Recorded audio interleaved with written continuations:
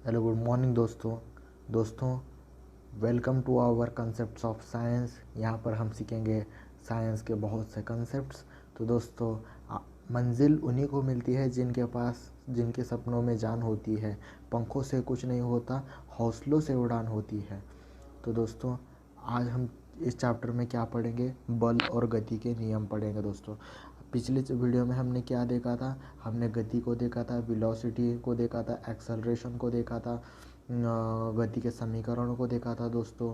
लेकिन इस वीडियो में हमने क्या किया था, गति को देखा है। लेकिन गति क्या होती है देखा, एक समान गति होती है देखा, असमान गति होती है देखा। लेकिन दोस्तों असमान हो या एक समान हो या अलग अलग प्रकार की जो गतियाँ हो, उन्हें उन्हें गतिमान करने के लिए हमें किसकी आवश्यकता होती है, तो बल की आवश्यकता होती है दोस्तों। तो आज उसी के बारे में हम डिटेल में जानेंगे दोस्तों कि बल क्या होता है, और गति के नियम, न्यूटन्स के first law, second law, third law, गति के तीनों नियम, न्यूटन ने दिए हुए तीनों नियम हम अच्छे से जानेंगे दोस्तों। आप बने रहिए वीडियो के अंत तक। दोस्तों ये बॉल क्या, ये मान लो ये बॉल क्या करेगा दोस्तों, ये कब आगे बढ़ेगा, जब मैं इसके ऊपर बल लगाऊं, राइट ना। जब मैं इस बॉल पर किसी तरीके का बल लगाऊं, तब ये बॉल क्या होगा दोस्तों, आगे बढ़ेगा। अर्थात मैंने यहाँ से क्या किया, बल लगाया, या फिर इसको ढकेलना, या फिर इस बॉल को इधर खींचना, या फिर इधर ढकेलना, ये ये दोनों भी एग्जाम्पल में क्या हो रहा है दोस्तों, तो बल लग रहा है। लेकिन अगर मैं बल नहीं लगाऊं तो क्या ये वस्तु आगे बढ़ सकती है, तो नहीं, ये विराम अवस्था पर है दोस्तों। लेकिन मैंने अगर इसको ज़ोर से फोर्स लगाया, तब ये बॉडी क्या होगी, मूव होकर आगे आएगी दोस्तों। यहाँ पर क्या होगा, यहाँ पर गति होकर ये बॉडी आगे आएगी। इसका अर्थ क्या होता है दोस्तों, यदि वस्तु को अगर वेगमान करना हो, गतिमान करना हो, तो हमें बल लगाने की ज़रूरत है। और अगर हमें जितना बल ज़्यादा होगा, उतनी बॉल की गति ज़्यादा होगी दोस्तों। तो इन इन सभी की संकल्पनाओं को हमने, हमारे साइंटिस्ट ने दिया है दोस्तों, न्यूटन सर और गैलीलियो ने। इन्होंने गति और बल के सभी संकल्पनाओं को अच्छे से स्पष्ट किया दोस्तों।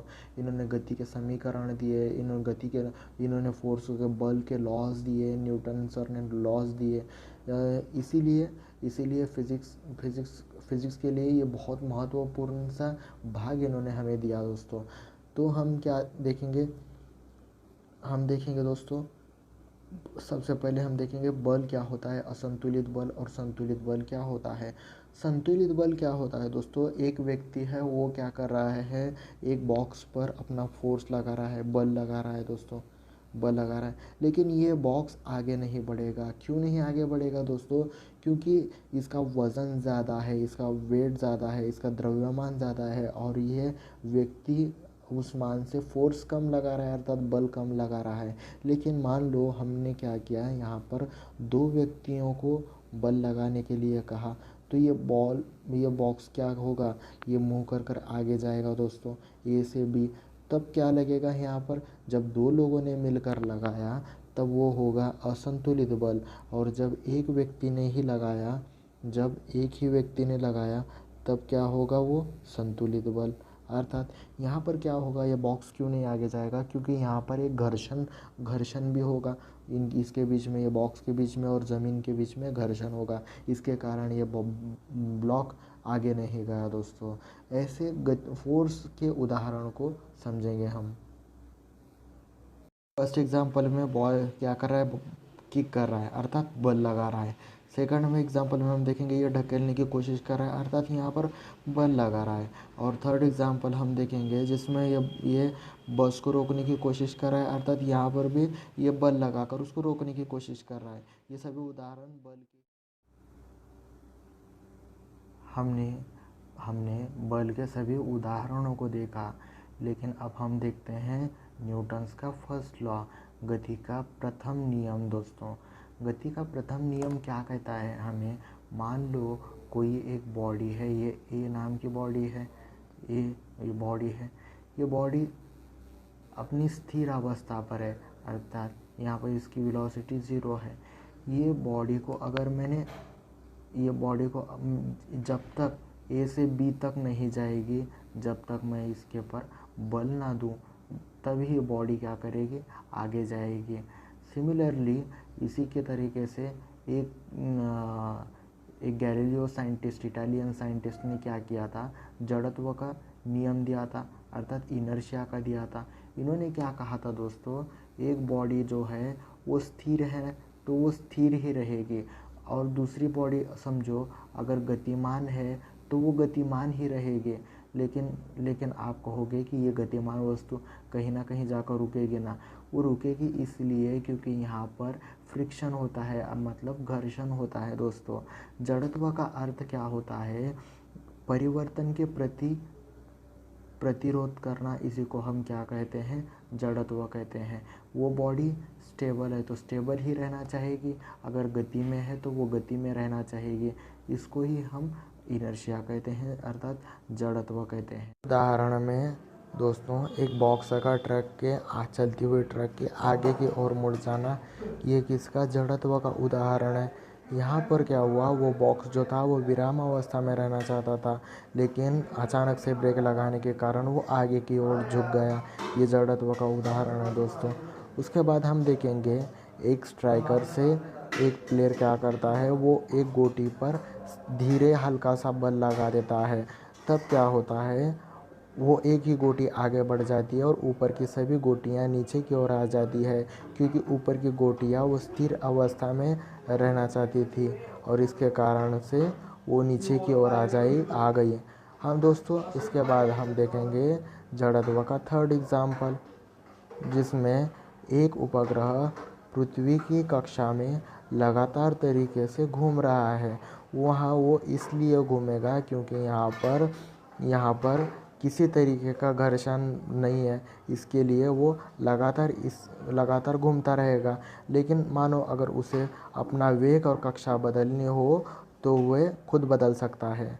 अब हम देखेंगे इस वाले एग्जाम्पल में, जिसमें एक बस का पैसेंजर बस में बैठा हुआ है, लेकिन जब अचानक से बस स्टार्ट हो जाएगी तब ये पैसेंजर क्या होगा, पीछे की ओर मुड़ जाएगा, पीछे की ओर धकेला जाएगा दोस्तों। और क्योंकि इसकी जो लोअर बॉडी जो थी वो स्टेबल रहेगी, स्थिर रहेगी, और जब बस स्टार्ट होगी तब ये गति में आ जाएगी। लेकिन गति में आने के बाद अचानक मानो कि ड्राइवर ने अगर अचानक से ब्रेक लगा दिया, तब ये बॉडी आगे की ओर मुड़ जाएगी दोस्तों। अब हम देखते हैं कि ये बॉडी आगे की ओर मुड़ जाती है क्योंकि यहाँ पर ब्रेक लगा अचानक से। ये भी एग्जाम्पल जड़त्व का है दोस्तों। हमने जड़त्व के उदाहरणों को देखा, अब हम देखेंगे न्यूटन का दूसरा नियम क्या होता है दोस्तों। न्यूटन का दूसरा नियम क्या कहता है, सिंपल लैंग्वेज में, force is equal to mass into acceleration. अब ये क्या होता है, ये फॉर्मूला हमें कैसे प्राप्त हुआ ये हम देखेंगे। ये एक बॉडी है, ये बॉडी पर हमने क्या किया, यहाँ से बल लगाया, यहाँ से फोर्स लगाया, बल लगाया, तब ये बॉडी ये द्रव्यमान की बॉडी है। तब क्या होगा, जब बल लगाने के कारण ये बॉडी आगे बढ़ेगी और इसका त्वरण ये होगा, इसका ये त्वरण ये होगा, और ये इसका ये वेक्टर, यानी कि ये क्या होती है, ये उसकी दिशा होती है। ये वेक्टर क्या डिनोट करता है, उसकी दिशा को डिनोट करता है, अर्थात ये क्या होगा, ये इस दिशा में जाएगा। ये न्यूटन का दूसरा नियम होता है, फोर्स इज इक्वल टू ये मास इनटू एक्सेलरेशन। अब संवेग मोमेंटम क्या होता है दोस्तों, P is equal to mass into velocity. ये मास इनटू वेलोसिटी होता है momentum P equal to mass into velocity. लेकिन अगर फोर्स के लैंग्वेज में हम कहेंगे तो ये डेल्टा P डिवाइडेड बाय ये डेल्टा T होगा, चेंज इन टाइम, और ये वेक्टर होगा इधर। ये P क्या होता है दोस्तों, ये mass into velocity divided by time. अब फोर्स इज इक्वल टू, ये यहाँ पर force is equal to mass into velocity होगा डिवाइडेड बाय टाइम। अब हम देखते हैं कि यहाँ पर देखो दोस्तों, ये v/t का अर्थ क्या होता है। जब हम त्वरण निकालते थे तब उसका त्वरण का भी फॉर्मूला यही था, वेलोसिटी डिवाइडेड बाय टाइम। तो यहाँ पर हमने क्या लिखा, if f is equal to mass into ये v/t लिखने के हमने a लिखा और हमने यहाँ पर एक्सेलरेशन दी। तो यहाँ पर p इक्वल टू मोमेंटम से भी हमें ये फॉर्मूला हमें प्राप्त होता है दोस्तों। अब न्यूटन का सेकंड लॉ है दोस्तों, जब एक क्रिकेटर अपने बॉल को कैच पकड़ता है तब उस वक्त बॉल जो है वो पीछे की ओर ले जाता है। ऐसा वो इसलिए करता है क्योंकि उसकी बॉल का वेग कम होता है और उसको चोट लगने से बचता है। यही हमारा संवेग का उदाहरण है दोस्तों। दोस्तों हमने समझा था कि सेकंड लॉ क्या होता है, संवेग के उदाहरण देखे। अब हम देखेंगे न्यूटन का तीसरा नियम क्या होता है। तीसरा नियम क्या कहता है दोस्तों, प्रत्येक क्रिया की उसके बराबर तथा विपरीत दिशा में प्रतिक्रिया होती है। मैंने आपको तीसरा लॉ क्यों इसलिए रिप्रेजेंट किया क्योंकि ये समझने के लिए हिंदी में आसान है, लेकिन सेकंड लॉ आप समझ ही नहीं सकते थे, इतना हिंदी में डिफ़िकल्ट दिया है दोस्तों, इसलिए मैंने तीसरा लॉ इसलिए दिया। तो फोर्स इज इक्वल टू ये क्या कहना चाहता है, ये हम सिंपल से उदाहरण में देखेंगे। ये समझो, ये मान लो ये एक बालक है। ये बालक क्या कर रहा है, इस दीवार पर, ये दीवार ए है, ये ए बी दीवार है। तो इसने क्या किया है, इस पर फोर्स लगाया, ये ए दीवार पर फोर्स लगाया। लेकिन तब दीवार भी क्या करेगी, उसको इस तरीके से विपरीत दिशा में समान तरीके का फोर्स लगाएगी। तो हम इसको रिप्रेजेंट कैसे करेंगे, फोर्स बाय बालक ने ए बी पर लगाया हुआ फोर्स माइनस बी ए, फोर्स बी ए। ये माइनस हमने क्यों लिखा पता है आपको, क्योंकि फोर्स जो लग रहा है वो विपरीत दिशा में लग रहा है, अर्थात विरुद्ध दिशा में लग रहा है, इसीलिए हम यहाँ पर माइनस दिए। अब हमें और एक यहाँ पर बुक में उदाहरण दिया गया है कि इस तरीके से एक फ्री बॉडी डायग्राम दी गई है। ये यहाँ पर ये एक ब्लॉक है, ये ब्लॉक क्या करता, ये ब्लॉक है और इसके ऊपर ये टेबल है, ये टेबल और ये ऊपर का जो है ये ब्लॉक है दोस्तों।